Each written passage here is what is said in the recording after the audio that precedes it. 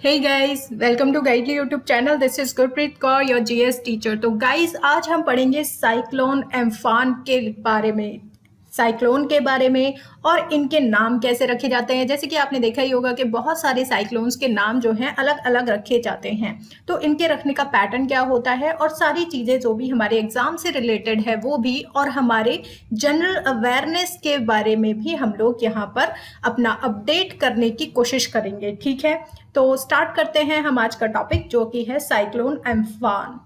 ठीक है, cyclone Amphan जो है वो उड़ीसा को ब्रेस करने वाला है। आपको देखा ही होगा, न्यूज़ में खबर आ रही है बहुत ज़्यादा, और यहाँ पर बे ऑफ बंगाल में ये साइक्लोन आया हुआ है।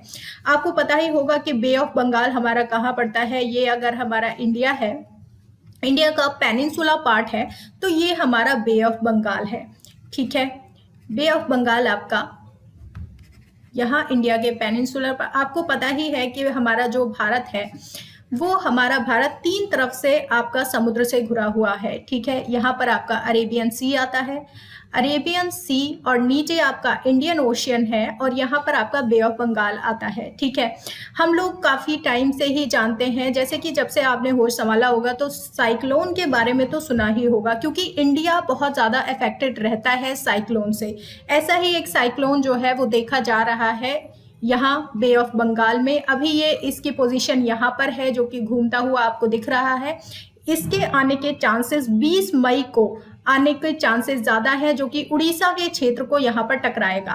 कहा जा रहा है कि ये सबसे पहले उड़ीसा को टच करेगा और फिर घूर्णन करते हुए ये बांग्लादेश की तरफ जो है अपना मूवमेंट ले जाएगा। ये है आपकी अवेयरनेस की बात, जो कि आपको पता होनी चाहिए बीइंग एन इंडियन, कि आपके देश में ऐसी कोई घटना घटित होने वाली है। और ये बोला जा रहा है कि इसकी जो मैग्नीट्यूड है बहुत ज़्यादा है, और आप देखेंगे कि जब ये टच करेगा तो बहुत सारा लैंड मास यहाँ पर डिके हो जाएगा, यानी कि लैंड मास को अपने साथ ये लेके जाएगा। ठीक है गाइस, इतनी बात आपको जाननी ज़रूरी थी। और एम्फान जो साइक्लोन है ये अभी आया नहीं है, इतनी बात आपको याद रखनी है। बस यहाँ पर एक लो प्रेशर एरिया बन रहा है आपके बे ऑफ बंगाल में, जो कि आने की संभावना है 20 मई को। इसको अगर बोला जा रहा है कि अगर ये टकराता है साइक्लोन यहाँ पर उड़ीसा क्षेत्र में, तो ये बहुत सारा लैंड मास जो है यहाँ से डिके करेगा। ठीक है, इतनी बात आपको जानने की ज़रूरत है। और ये जब भी ये साइक्लोन जब भी इंडिया में आएगा, इसका नाम एम्फान रखा जाएगा। अब ये हम पहले से ही कैसे कह सकते हैं कि इसका नाम एम्फान रखा जाएगा? वेल, इसके बारे में हम लोग आगे डिस्कस करेंगे। आप लोग जान लीजिए कि ये हमारे अगर आता है साइक्लोन तो इसका नाम एम्फान रखा जाएगा। ठीक है, आगे आप लोग देखेंगे साइक्लोन होता क्या है। बाय द वे, साइक्लोन क्या है कि ये एक बहुत ज़्यादा हवाओं का ग्रुप है, या फिर आप माने कि बहुत ज़्यादा मास में हवाएं घूमती हैं। कहाँ पर घूमती हैं? ये समुद्र के उन इलाकों में घूमती हैं, रोटेट करती हैं जिन इलाकों में लो एटमॉस्फेरिक प्रेशर रहता है।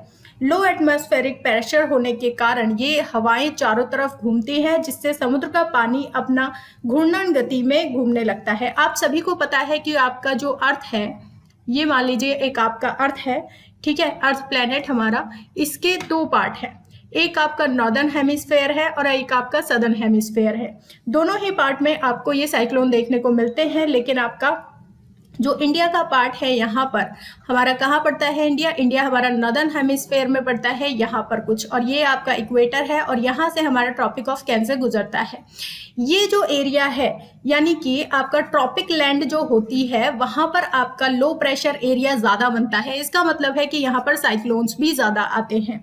साइक्लोन्स आने के कारण क्या होता है कि बहुत ज़्यादा जो यहाँ पर मूवमेंट रहता है लो प्रेशर एयर के कारण, जिससे आपका जो स्टेट्स होते हैं, कहीं पर भी जिस भी लैंड मास से टकराते हैं, बहुत सारा लैंड मास यहाँ जो है डिके हो जाता है। वेल, ये बातें आपको जाननी ज़रूरी थी। आगे हमारी बात आती है कि जो आपके साइक्लोन होते हैं, एक बात और आप लोग याद रखिएगा कि जो नॉर्दर्न हेमिस्फेयर में साइक्लोन आते हैं वो आते हैं आपके वामावर्त। ठीक है, वामावर्त आते हैं, और सदर्न हेमिस्फेयर में आपके दक्षिणावर्त आते हैं। ठीक है, इनकी बस घूमने की जो डायरेक्शन है वो चेंज रहती है, जैसे कि क्लॉकवाइज, और एक दूसरा होता है काउंटर क्लॉकवाइज। तो काउंटर क्लॉकवाइज यहाँ रहता है, आपके नदर्न हेमिस्फेयर में, यानी कि आपके यहाँ जो इंडिया में साइक्लोन आते हैं वो कैसे होते हैं, वो होते हैं आपके काउंटर क्लॉकवाइज।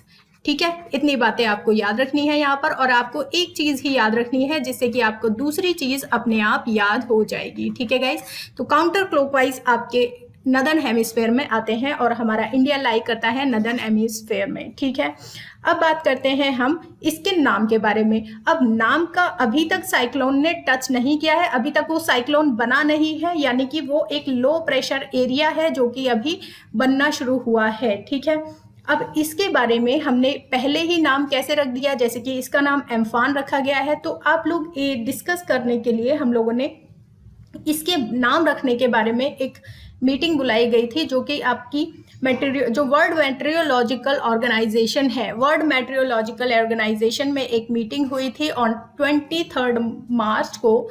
ठीक है, इसका हेडक्वार्टर भी आपको याद रखना है। वर्ल्ड मेट्रियोलॉजिकल डे कब बनाया जाता है, आपका 23 मार्च को बनाया जाता है। और दूसरी बात, इसका जो हेडक्वार्टर है वो जेनेवा स्विट्जरलैंड में है।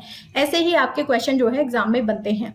ठीक है गाइस, और आगे जो बनता है हमारा, अगली बात जो आपको जानने की ज़रूरत है वो ये है कि यहाँ पर एक मीटिंग बुलाई गई थी जिसके दौरान आपके 8 कंट्रीज़ ने यहाँ पर आकर कंट्रीब्यूट किया।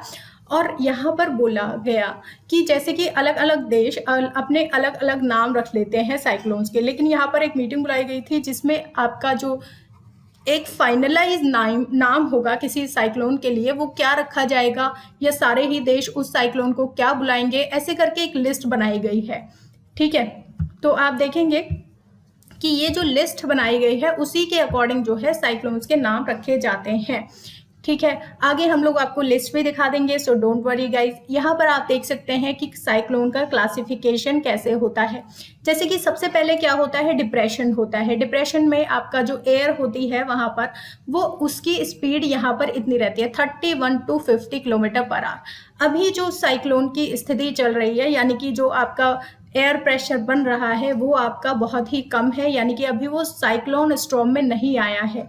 ठीक है, जब वो साइक्लोन कहा जाएगा, कब कहा जाएगा साइक्लोनिक स्टॉर्म को, जबकि आपकी एयर की स्पीड रहेगी 63 to 88 किलोमीटर पर आवर की स्पीड जब हो जाएगी तब उसको बोला जाएगा साइक्लोन। ठीक है, इतनी बातें आपको याद रखनी है। और ऐसे ही ऐसे आप लोग जैसे जैसे ऊपर बढ़ते जाएंगे, जैसे जैसे हवा की स्पीड ज़्यादा बढ़ती जाएगी और जितना ज़्यादा उसमें घूर्णन या फिर रोटेशन होगा उसी हिसाब से उसको क्लासीफाई किया जाता है। ठीक है, तो ये जैसे कि हम लोग पहले ही इसको पता कर पाते हैं कि साइक्लोन आने वाला है, तो ये भी हमारा वर्ल्ड मेट्रोलॉजिकल जो डिपार्टमेंट है उसके कारण हम लोग अब ये जान पाते हैं, और ऐसे ऐसे इक्विपमेंट बन गए हैं कि हम लोग ये जान पाते हैं। यहाँ पर आप लोग देख सकते हैं कि ओशियन में जो ये ट्रॉपिकल साइक्लोन नेम होते हैं ये कैसे रखे जाते हैं। ये आप लोग देखेंगे कि अब जो साइक्लोन आने वाला था उसका नाम था एम्फान, यानी कि अभी जो साइक्लोन आएगा उसका नाम एम्फान रखा जाएगा, एम्फान नाम रखा जाता है। ऐसे ही आप देखेंगे कि यहाँ पर ये लिस्ट बनाई गई है और धीरे धीरे वो जो लिस्ट है वो कंप्लीट होती गई है। लास्ट नाम जो था वो हमारा एम्फान था।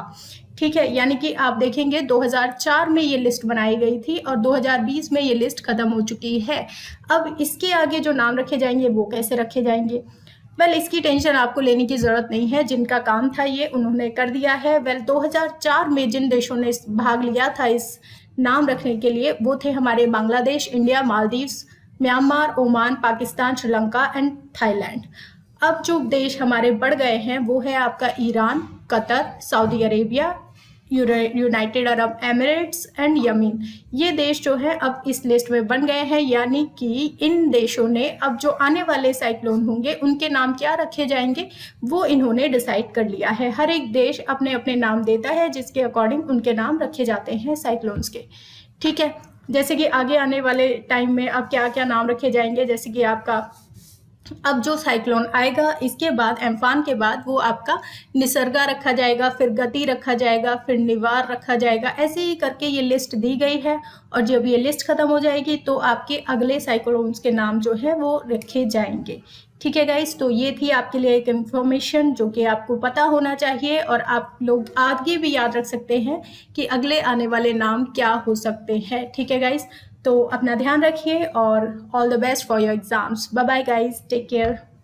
और इस वीडियो को शेयर करना ना भूलें। अगर इस वीडियो को आपको पसंद आई है तो लाइक करना ना भूलें। Okay guys, take care, bye bye.